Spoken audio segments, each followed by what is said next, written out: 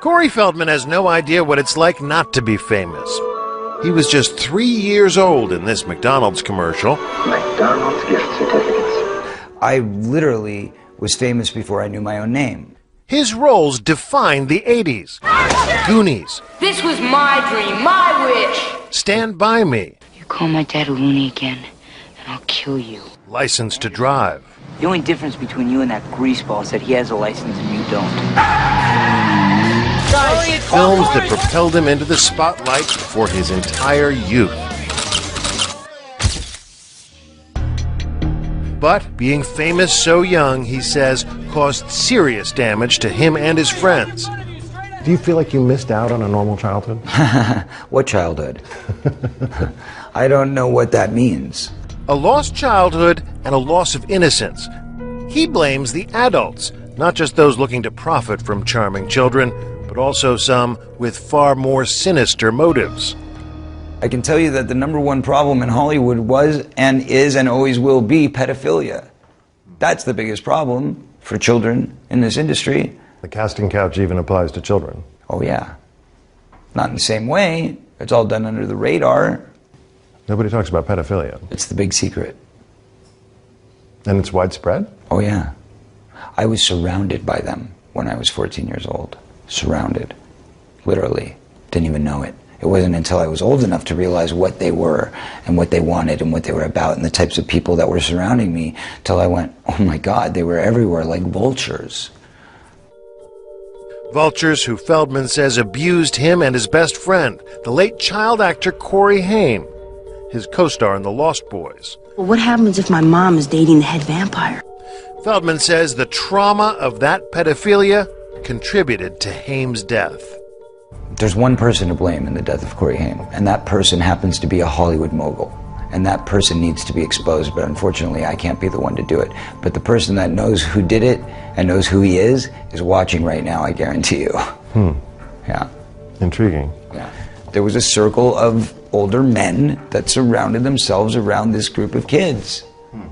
And they all had either their own power or connections to great power in the entertainment industry. Feldman won't name names. And he admits his friend had a struggle with addiction, which he says was a mechanism to cope with his demons. It was a symptom. It was a symptom, correct. Are we in it? In 2008, the two Coreys confronted each other on their reality show about the dark past they shared. You let me get around in my life, man. Raped, so to speak. When I was about 14 and a half, and I'm saying this right now. What'd you do, man, when you saw that going down when I was 14 to me? What'd you do? You knew about it. You want to talk about the truth? Okay, well then let's talk about the truth. I was being molested at the same time by somebody else. What'd you do? You know, there's a lot of good people in this industry, but there's also a lot of really, really sick, corrupt people in this industry. And there are people in this industry who have gotten away with it for so long that they feel they're above the law. And that's got to change. That's got to stop. We contacted Corey Haim's mother. In an email, she said, "I'm not willing to discuss or respond to anything Corey Feldman has to say. I wish he would talk about himself only and leave my son out of it." Is there a dark side to child stardom? Definitely. I think a lot of kids don't really want to do it. I think that the parents want to do it more than the kids. Chris Snyder says for most child stars, it's the parents that can cause more damage. And he would know, having managed with his late boss Iris Burton some of the most iconic child stars, including Feldman, River Phoenix, and Drew Barrymore. The biggest problem in the whole thing is when the parents start to live through the kids and quit their jobs and buy expensive houses, buy expensive cars, and the parents aren't understanding it's not going to go on forever, and it just wrecks everything. Feldman's parents managed his career until the money came between them. I got legally emancipated by going to the Producer's Pension Health and Welfare Plan myself at 14 years old and saying, what were my earnings and what's left? Earnings, by the time I was 13 years old, $1 million, which is really not that much money, but in those days it was. You know, in the late 70s, early 80s, that was a good chunk of change. And how much was left? $40,000. And guess what? When I went in for the emancipation trial, my father said, since I spent my time with you on your last film and took it away from my office where I should have been focused, instead, I'm going to ask you for that $40,000 back as repayment for the money that I lost in my business. You had to pay your dad? Correct. You can check the court filings. That was a fact. Wow. So I started at 0 at 15 years old, coming out of the hole.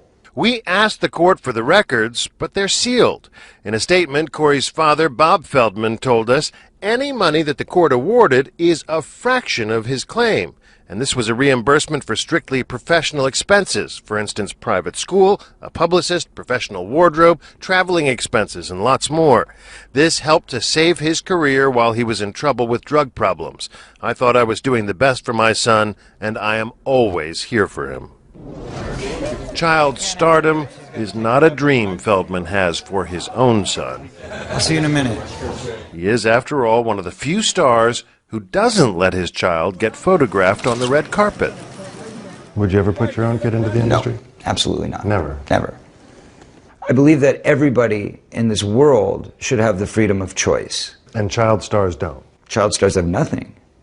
They have nothing. They have no choice. I was never taught how to have a family. I was never taught how to raise a child because I wasn't raised properly. I was never taught how to care for somebody because I was never shown genuine love. I was shown business.